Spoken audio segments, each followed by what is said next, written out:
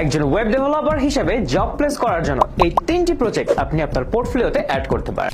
প্রথমটি হচ্ছে e-commerce website, যেখানে যে কোনো পণ্যের কেনাবেচা থেকে শুরু করে product check out and order place করা পর্যন্ত পুরো জার্নিটা নিয়ে বানিয়ে ফেলতে পারি একটি ফুল স্ট্যাক প্রজেক্ট।